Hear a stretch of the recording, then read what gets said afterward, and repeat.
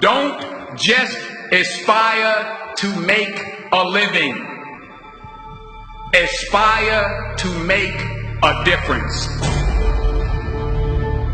Anything you want good, you can have. So claim it. Work hard to get it. When you get it, reach back. Pull someone else up. Each one, teach one.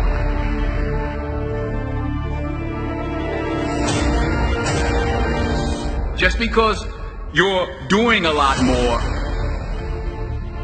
doesn't mean you're getting a lot more done. Don't confuse movement with progress.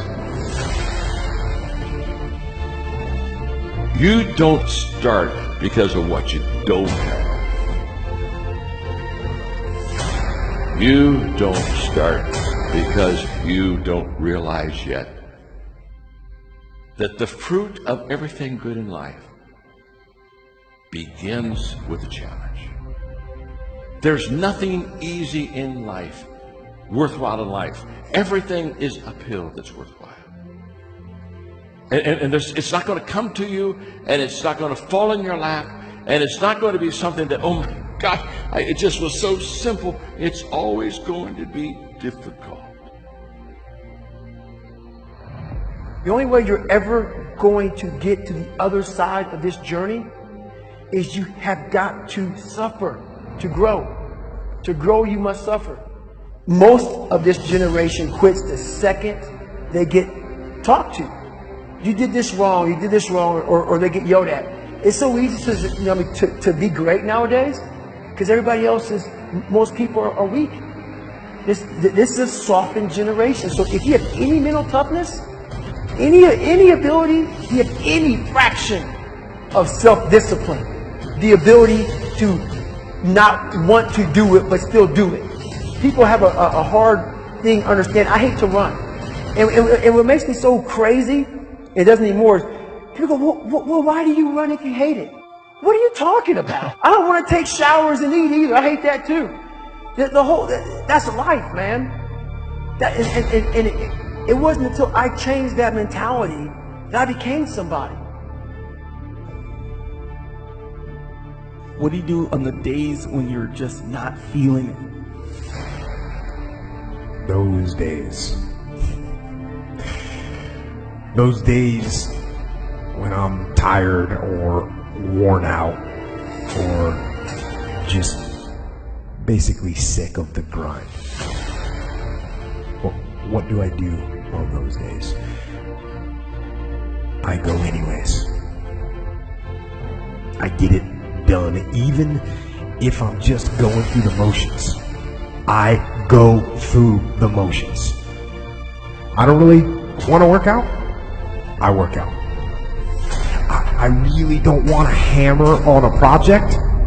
I hammer on the project. Don't really want to get up and get out of bed. Yeah, I get up and get out of bed.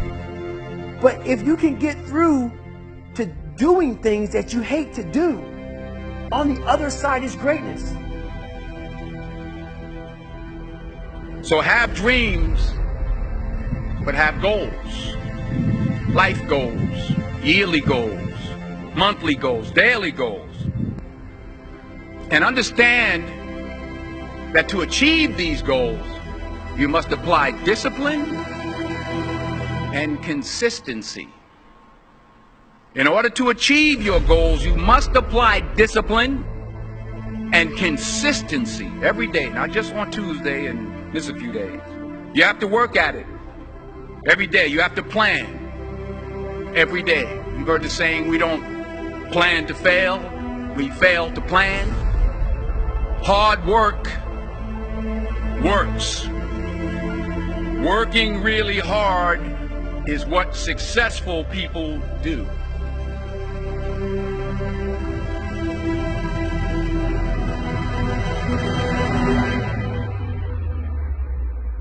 Do not listen to that little voice. Instead, go through the motions. Lift the weights, sprint the hill, work on the project, get out of bed. Now, as an overall rule, I do not like procrastination. You need to get things done.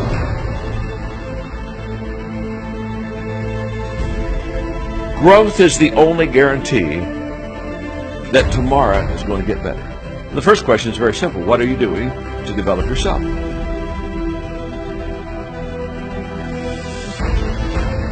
%99 of people today are assuming, just assuming, that somehow they'll get better. Very sad, folks, very sad. Because let me tell you something about assumption. Assumption is a huge disappointment in life. You show me a person that assumes, and I'll show you a person that almost daily is disappointed.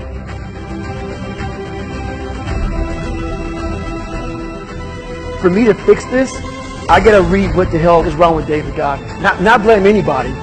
Read my book. It's okay. I'm afraid of my shadow. How can I overcome that? Go in the military, get your ass kicked, do things you hate to do. Be uncomfortable every day of your life. Roger that. I'm not the smartest kid in the world. Okay. Instead of somebody saying, oh no, you're smart. No, don't say that to yourself. I said to myself, no, I'm a dumb motherfucker. Okay, roger that. How you get smarter?